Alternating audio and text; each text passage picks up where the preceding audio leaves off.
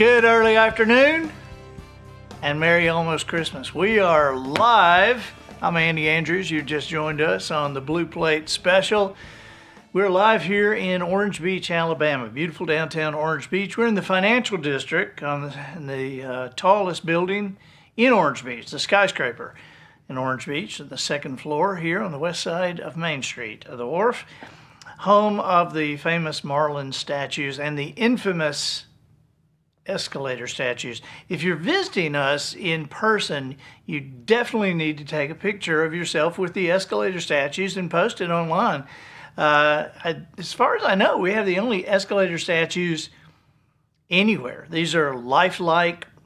I mean, they look like real escalators, and just unbelievable artwork that somebody has done, and they've been there for years. So we certainly want to spread the word about our wonderful art here. The Blue Plate Special, as always, is organically grown without any hormones or antibiotics, and as always, the Blue Plate Special is gluten-free.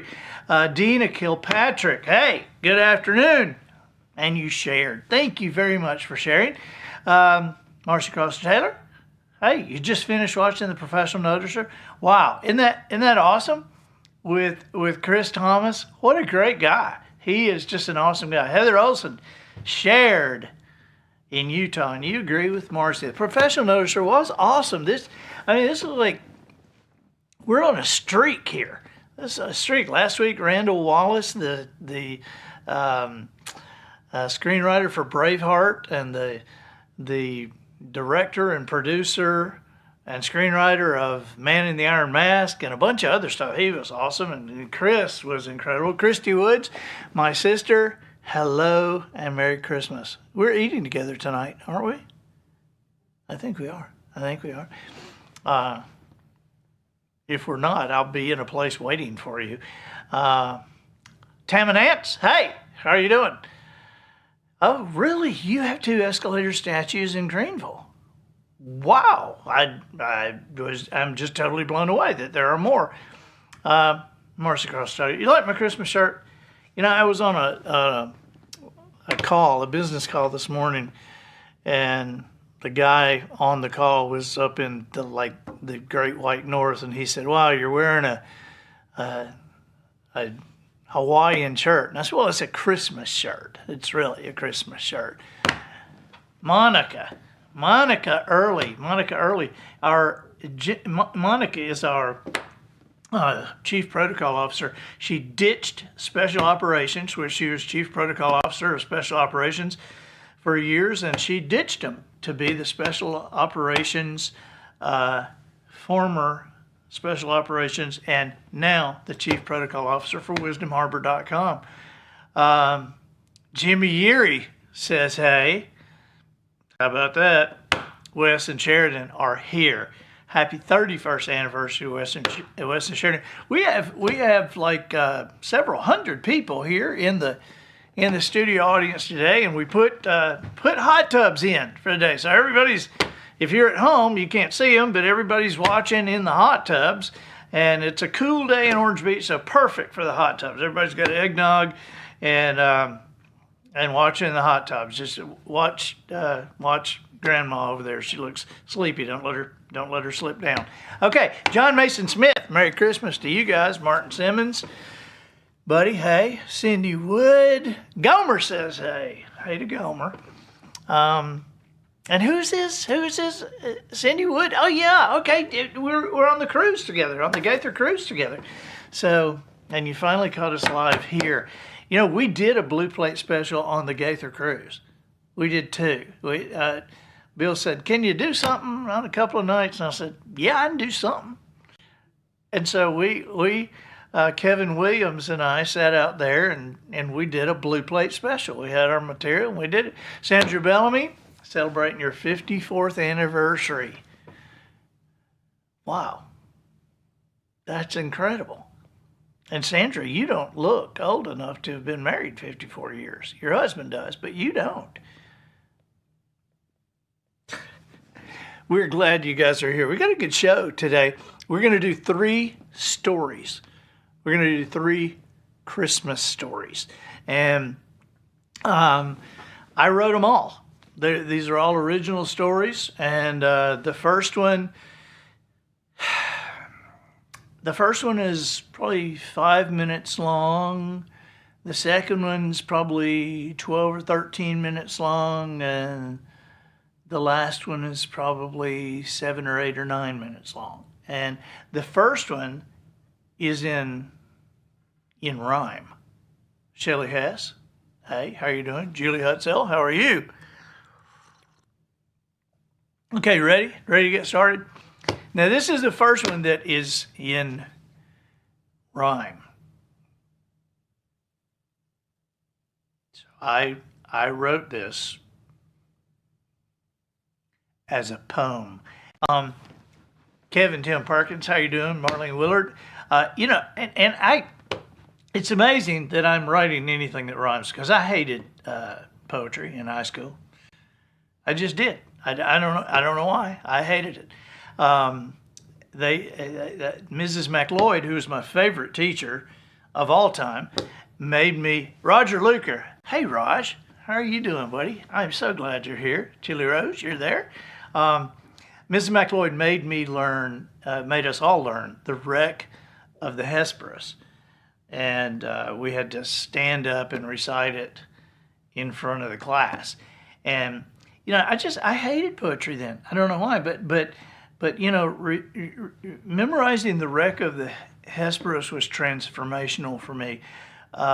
Because here, let me do for you what I can remember of the wreck of the Hesperus right now. The wreck of the Hesperus. That's it. That's all I can remember. I don't even remember who wrote it. I blocked it. It was such a nightmare for me that I blocked it out of my mind. And so now, as a quasi-adult, it's amazing that I have come to pretty much enjoy poetry, good poetry. Anyway, good poetry, like, I eat my peas with honey. I've done it all my life. It does taste kind of funny, but it keeps them on my knife. Now that's good poetry. That's good stuff. That's classic stuff. Talking with Gloria Gaither, though, Gloria has brought me over to the dark side because when she explains it, I wish I'd had her as an English teacher because when she explains it, I kind of understand it. And Gloria and I are both stuck on the same guy. We like Robert W. Service, who wrote The Ballad of Blasphemous Bill and The Cremation of Sam McGee and The Shooting of Dan McGrew and all these. So we both really like it. I think she pretends to like it because it's light fluff. It's not, how do I love thee? Let me count the ways. But she probably pretends to like it just to make me feel good. But anyway, here's a poem. Actually, this is a parody poem that I wrote. So here we go. The Night Before Christmas. 'Twas the night before Christmas. There was no place to stay for 2 weary travelers who'd come a long way. The townsfolk were nestled all snug in their beds, while uncertainty danced in the travelers' heads. Little Mary rode a donkey, Joseph led it to town, where the innkeepers all said that no rooms could be found. The stone streets were empty, and the night had grown cold. A stable was the only place left, they were told. So they entered the shelter filled with cattle and sheep. Joseph lay down a blanket where the straw was quite deep. Mary gave a brief cry, but the sheep did not scatter, and the cows leaned forward to see what was the matter. Joseph moved them away gently. All the animals were tame. He patted them as he did so and called them by name. Back Buttercup, back Daisy, back Annabelle and Bossy, back Smoky, back Dewdrop, Penelope and Flossie.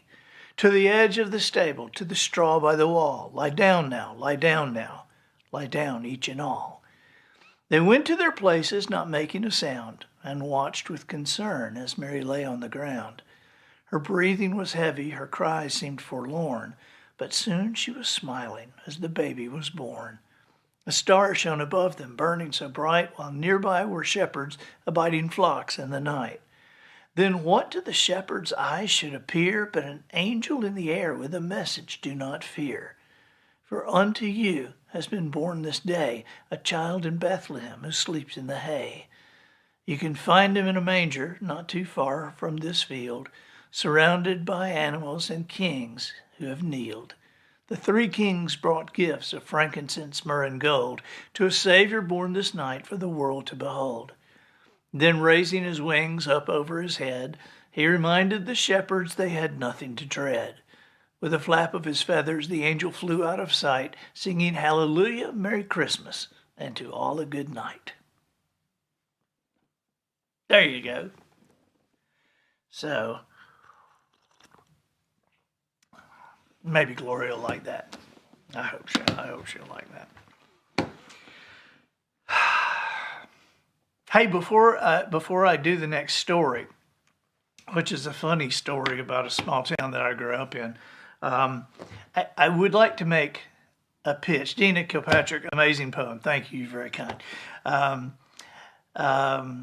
Steve Booker, Merry Christmas to you. If you guys don't mind, let me take 2 minutes here and make a pitch to you, okay? I know that the time is getting short for gifts that you haven't gotten to be shipped in or whatever. And if you're looking for a great gift for somebody that you love and your family members and extended family members, allow me to suggest wisdomharbor.com. Wisdomharbor.com, we're putting a link on there, and there's I think probably a thing that'll come on the screen, but wisdomharbor.com/gift. And you can give this two ways. A year subscription for a person is $27 and something, and for a family with up to 8 devices is $55. But wisdomharbor.com, if you're not familiar with it, it's our streaming service that we have created, and it's been lauded and awarded, and we have not even done a press release on this. We haven't done any interviews on this yet, but it's been going for 2 years, and it's connecting in schools, families, businesses, hometowns, and our stated goal is to create the next greatest generation, starting with your family and your hometown and your schools. The pieces delivered on this, new content comes in on the content barge every Wednesday and Saturday. There's an app for your phone, or you can watch it on your computer. But the pieces are delivered by Grammy winners, comedians, coaches, chefs, best-selling authors, and I think you will, if you haven't joined,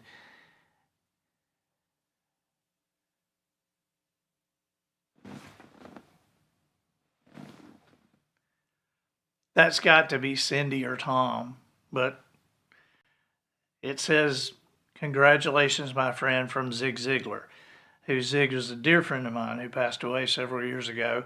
It's just kind of shocking to see that there. But Cindy or Tom or Julie, thank you. I love your dad. I still love your dad. But wisdomharbor.com is a streaming service, and these things are delivered by these people, and they're designed to be used in the classroom, 5 or 6 minute pieces to create conversations as additions to history and science and biology and English and writing and music, and they are specifically designed to create conversations in your family. You know, in today's world, we have targeted and figured out that the decline from our greatest generation to what we have in society today is a lack of conversations between adults and young people. I talked to adults a lot of times who say, we don't talk about anything anymore. We don't talk about anything at all. And I'll say, well, what are your conversations like? And they'll say, I'll say, well, how was school today? They'll say, fine. Well, what happened today? Nothing. Well, come on, you were there for 7 hours. Something happened. No, Mom, nothing happened, okay? It's just like yesterday and the day before. Nothing. You ask me this every day. Nothing happened, okay? And that's the conversation. There's not much more than that, because on television today, we don't watch the same things anymore. When I grew up, my parents and we watched the same shows and we enjoyed the same shows, but today we don't. And, when I was growing up, there was, we wanted to be at the big table. We wanted to be adults. When we were young people, we wanted to be. If you looked at the albums, the high school yearbooks from the 60s and 70s, and you look at them and go, gosh, they look so old. Well, yeah, they did. They were trying to look old. They wanted to look like adults, and somewhere along the line, it turned into adults that wanted to talk like kids and act like kids and dress like kids, and it's kind of mixed up. We wanted to be at the big table, and our moms and dads would say, you can sit with the adults if you're quiet, but if you call attention to yourself, you're going to bed. And we would sit in the back seat on long trips and listen to our parents talk, and listen to our dads talk to their friends, and listen to Mom talk to her friends. And somewhere along the line, a couple of generations ago, that turned into the kids not at the big table, but Mom coming in and telling the adults, I've got the kids in the playroom, I've got a movie on, they've got food, the door's closed, I told them if they come out, they're going to bed. And, we're going on a 3-hour trip, and so here's your headphones, and here's the screen. So, there aren't front porches anymore. We've got backyards with privacy fences, and we only invite people over that agree with us. And so children are not hearing conversations. And teenagers and adults and grandparents are not having conversations. And wisdomharbor.com is priced as low as we can possibly price it and still stay in business. And the content is unbelievable. Schools are connecting with this. Parents, grandparents, children, grandparents, adult children, young people are connecting with this, and all over America we've got there's towns that are adopting it and saying, okay, the police force is going to use Wisdom Harbor, and the newspaper people, and this business is going to use it, and these schools, and so that all over town you have adults and children who have things in common to talk about. And we got, one doc is a Bet You Didn't Know doc, and there's a How Do I doc. A How Do I doc, you can learn to juggle. You can take guitar lessons from Jimmy Yeary.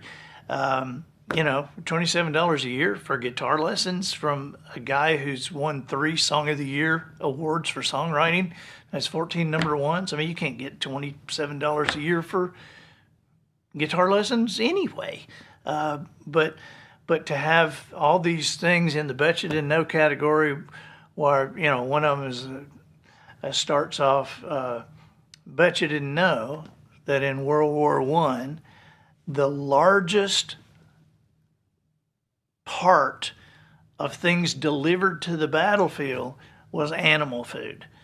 And it's a whole 8-minute thing on the animals that were involved in World War I. And 500,000 cats delivered to the trenches to fight the rats. They used glowworms in jars to read maps. But anyway, if you're looking for something else, or if you got somebody that you don't know what to give them, or you would like to connect your family in a way they've never been connected, I'm begging you, please give the gift of wisdomharbor.com. Kimberly Petrucki says she loves the Wisdom Harbor doc. Shelley Hess, family is so incredibly grateful for Wisdom Harbor. Thank you guys very much. And so let's get back to a story. And Zig Ziglar, wait, what does that say? Cindy said he loved you too, Andy, and so did Tom, Julie, and I. Thank you. Thank you so much. I love you guys. Joyce Sanders, hey, from the Martins. All right, this story is The Christmas Parade. Just hear those sleigh bells ringling, ting, ting, tingling, too. Come on, it's lovely weather for a sleigh ride together with you. Terry Henley sang excitedly as she washed the breakfast dishes. At 2 p.m. that very afternoon, she was to lead the Sargent Springs Combined Church Choir Carolers in their annual Christmas parade. Terry, an alto in the Grace Fellowship Baptist Church Choir, has sung with the carolers for the past 13 years. They are a mixture of voices from the Baptist Church and Bowman's Pond United Methodist, a combination that produces an occasional disagreement about song selection. The Methodists, being more traditional, prefer carols like "O Little Town of Bethlehem" and "Joy to the World," while the Baptists seem to be more of a Frosty the Snowman bunch.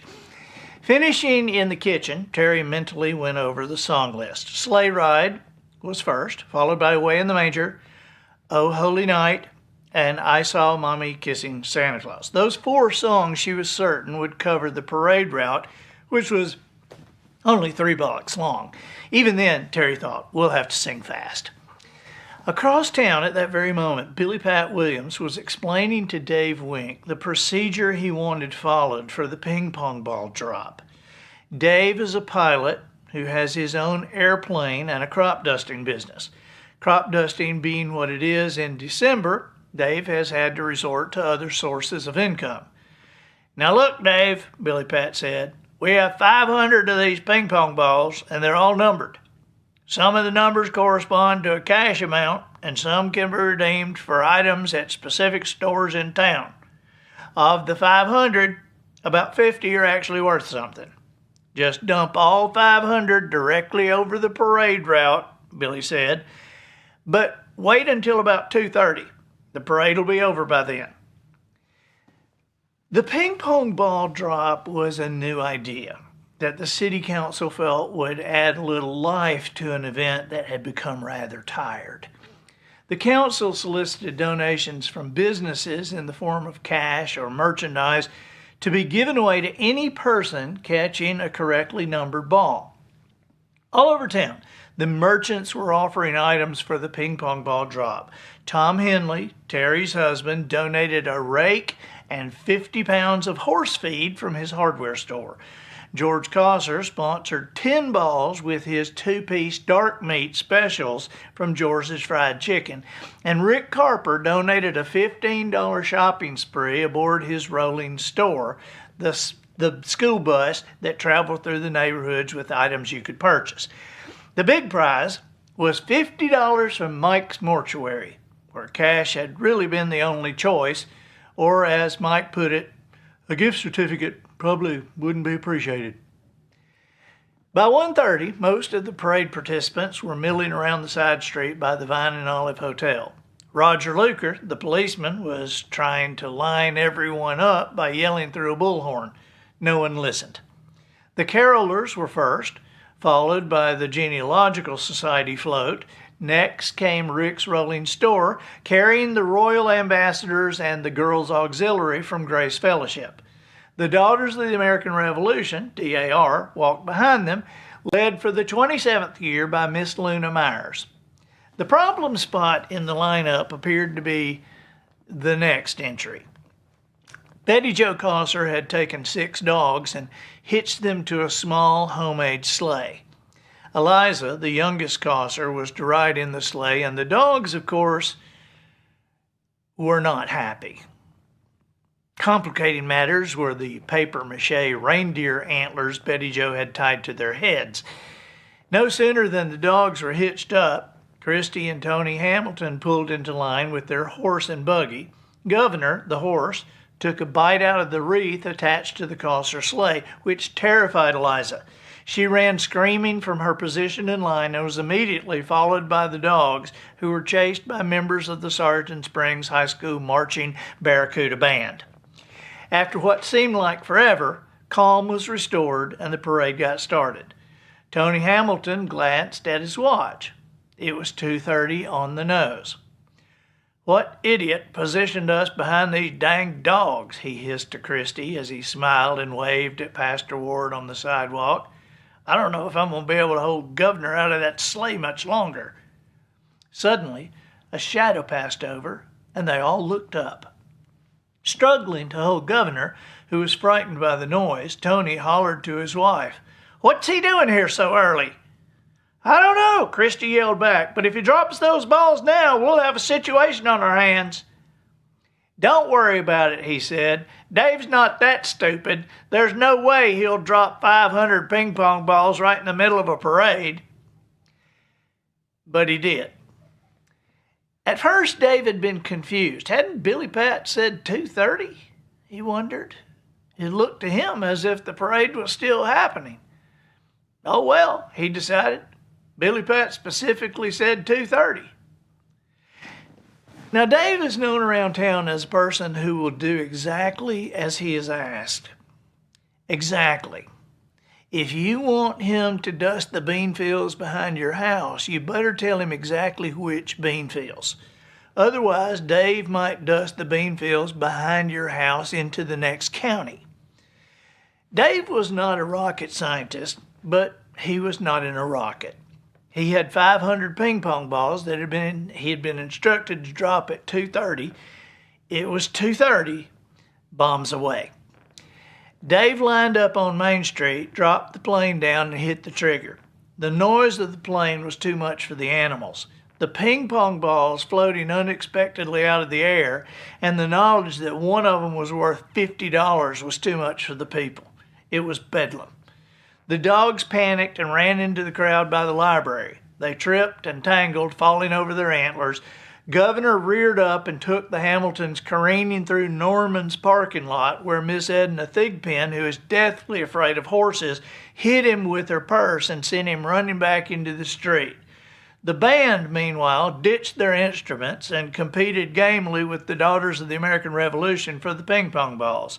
Dave, having dumped most of the balls between Henley's Hardware and Rollins gas station, continued to dive on the spot watching the action. Folks, normally easygoing and polite, were quite literally stampeding each other for the little white prizes. It was the suddenness of it all, the unexpected early arrival of the possibility of something free that did them in. Pastor Ward, on his hands and knees chasing a ball, was heard to say, "I can't believe I'm doing this." But he did it anyway. He captured 14 ping pong balls and won a root beer from Norman's Grosseteria. All in all, most of the townspeople had pretty much the same luck. When everything was said and done, it didn't seem worth the effort. Tom Henley won his own rake, and between George, Betty Jo, and their 3 kids, they got back 4 of their dark meat specials. As for Dave, he's blissfully unaware that the town will not be using his services next year. The city council is already looking for a new, safer tradition to start, one that doesn't require planes or objects falling from the sky, or Dave, for that matter, who was not only paid for his efforts, but turned in the one ball that blew back into the cockpit with him and made an extra $50.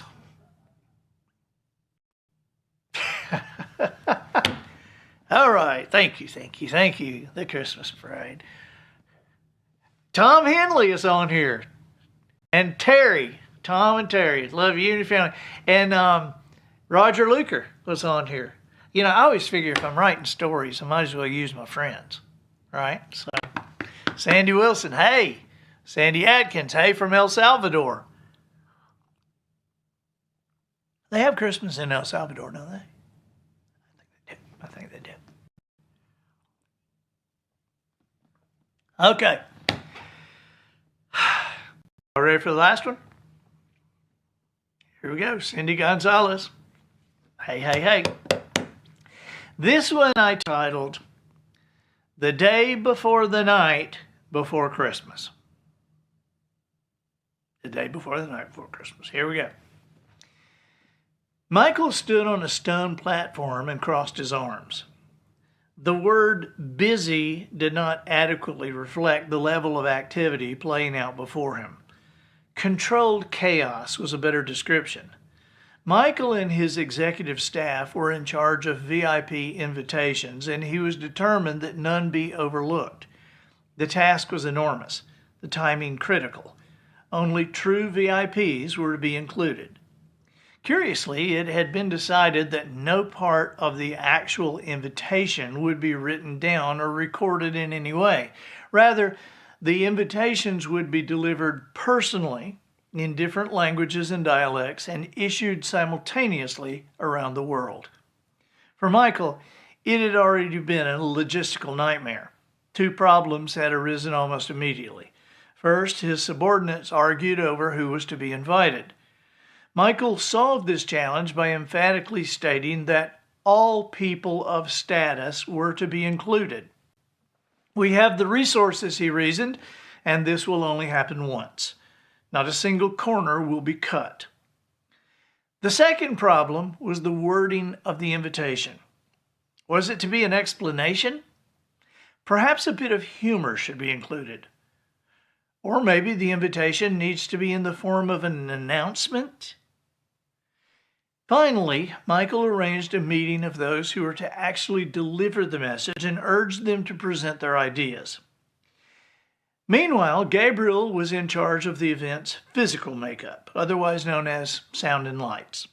He too was feeling the pressure of constructing a presentation memorable enough to live up to the immeasurable significance of the evening. For a moment, he sat back and attempted to grasp the magnitude.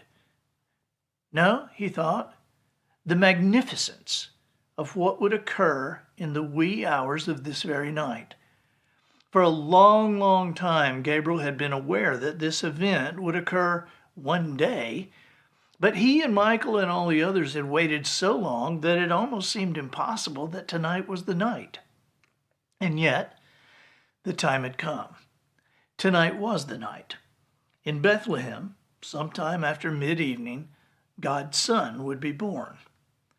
Michael and Gabriel had been taken aback by God's choice of earthly parents for the boy, and they weren't the only angels who had expected a bit more from the child's lineage than a simple carpenter and his wife.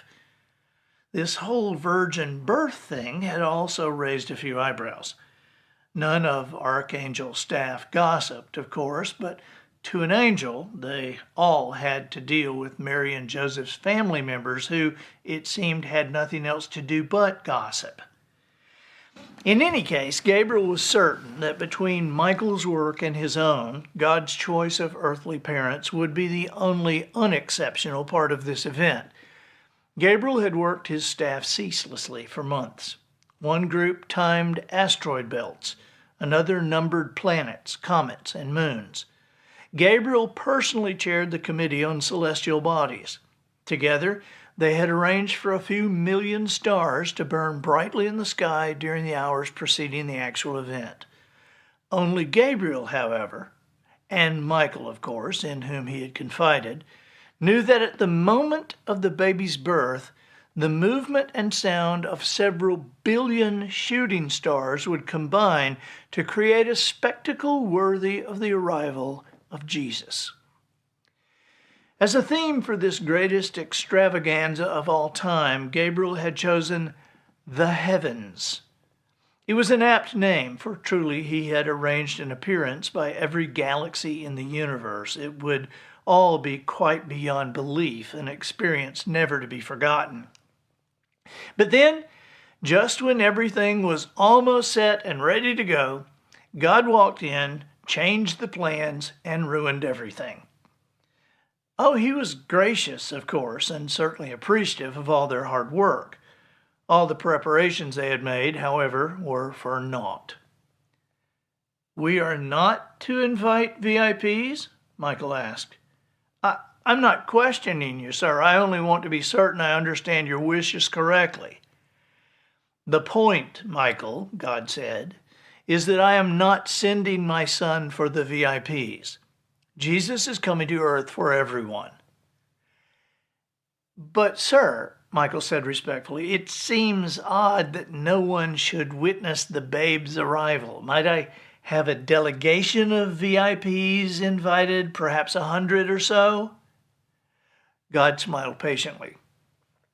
"I agree that there should be witnesses," he remarked.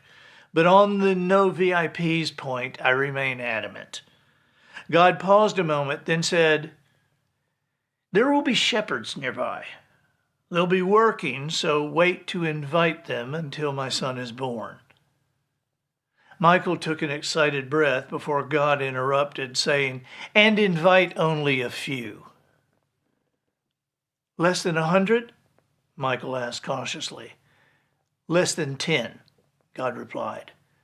Before he could go any farther, Gabriel spoke up. "Sir, I'm assuming you also want to greatly reduce the size and scope of our light show?" God smiled and nodded. "We can cut back on moons, comets, asteroids." Gabriel was thinking out loud. "Even the stars might be reduced to a more manageable few 100,000. Let's go with one," God said. "Oh, all right," the archangel replied. 100,000 will still be a great number, considering the darkness of the night. And Gabriel?" God said. "Yes, sir?" "I meant one star. One. Make it a big one, and bright, of course, but please, just hang one. I only have one son, so one star will be perfect." As Michael and Gabriel turned to go and carry out God's instructions, he spoke again. "One last thing," he said. "I know how hard everyone has worked and how excited everyone is. Therefore, I do want you there. And by you, I mean everyone.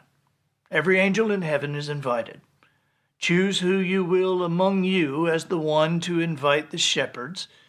Tell the shepherds not to be afraid, and that you bring them wonderful news. Make sure to mention that this news is for everyone. It is for all people.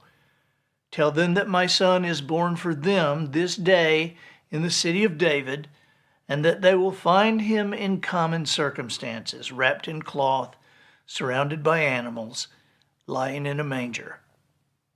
Then God paused and lifted his eyebrows. "Then I want you to sing, all of you, and sing loudly. It should be a multitude of the heavenly host. Sing glory to the highest and declare peace for the shepherds and all the people of the earth. For my son, their Savior, is born." Yep.